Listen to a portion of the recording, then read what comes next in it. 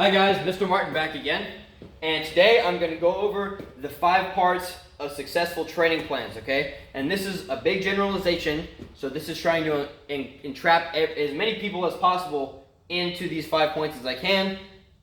Depending on how advanced you are, these are going to have to be moved around a little bit, but in general, this is the order that I would put these in terms of importance. So number 1 being the most important, number 5 being the semi-least important. I would say they're almost all equal, okay? So the first point is effort. You have to work hard. You cannot escape hard work. Without hard work, you won't improve. If you come in the weight room and you put half effort into all your workouts, at the beginning you might make a few gains, but they're going to be very minimal and they're not going to last very long, okay? So in order to train hard and make as many gains as possible, you're going to have to work hard and put all the effort in, okay? So that's the first point, and this is the first point because I think it's the most important for the kids who train in this weight room. As you get more advanced, number 1 and number 4, flip around a little bit, because when you're more advanced, you already have the hard work instilled in you. Learning to work hard is going to be the most important thing you can do when you're starting out, okay? Number 2, focus your effort from number 1 into big barbell movements, multi-joint movements, the squat, the bench, the deadlift, the overhead press, rows, chin-ups, lunges, things like that. A squat builds more muscle than a leg extension. The squat trains more muscle than the leg extension. The leg extension is isolating the quads. The squat trains the back, the quads, the glutes, the hamstrings, even the calves, the neck, the arms and shoulders even, because of the stabilization factor. Doing the big movements is going to give you the most bang for your buck in terms of training. So a 3 sets of 10 on a compound movement will give you more gains than doing 3 sets of 10 on an isolation movement. I don't care what movement it is, okay? Number 3, we'll move on to technique. Technique is moving with quality. Improving your skill at the big barbell movements that you choose to do is going to make your training more efficient. If you do 3 sets of 10 on squats with excellent technique, you're going to be trained more efficiently than somebody who's doing 3 sets of 10 with poor technique. You're going to be training the muscles that need to be trained harder and more efficiently, which means you get bigger and stronger quicker, okay? And that applies to every lift that you pick. Doing a bench press poorly for 3 sets of 10 won't bring as many gains as doing 3 sets of 10 with good technique on the bench press. So we'll move on to number 4, which is direction.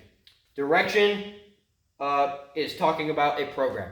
That's essentially what it's talking about. Writing out a training program, training progression, focuses the effort and the energy that you're putting into your workouts, and it forces you to move towards a certain goal.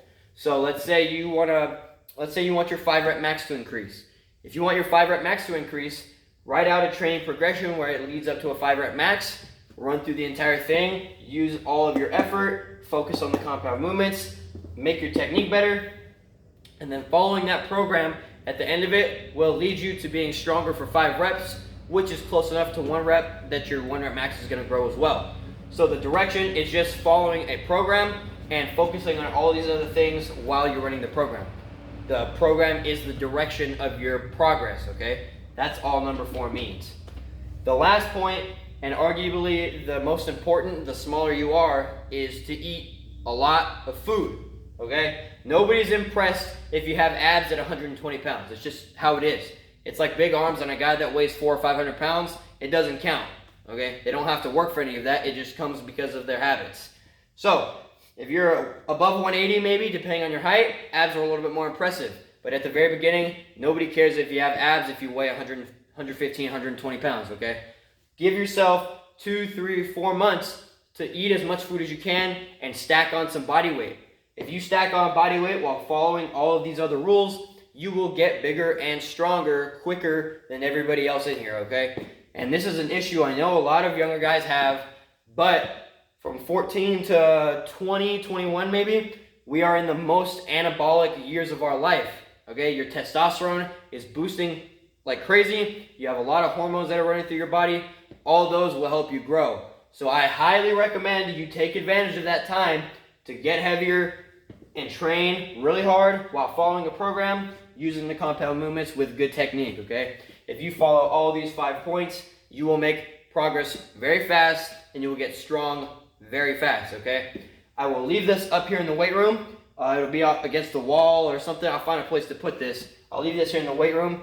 But if anybody feels like writing their own programs, as long as you follow these 5 points, you should make progress, okay? You should make quick progress, especially if you follow number 5. If you go from 120 pounds to 150 pounds in 6 months while doing all the other 4 points, you could probably add 300 or 400 pounds to your 3 lift total, the squat, bench, deadlift. Add 100 pounds each lift. If you gain 30 pounds of body weight in 6 months, very doable, especially at the very beginning, okay?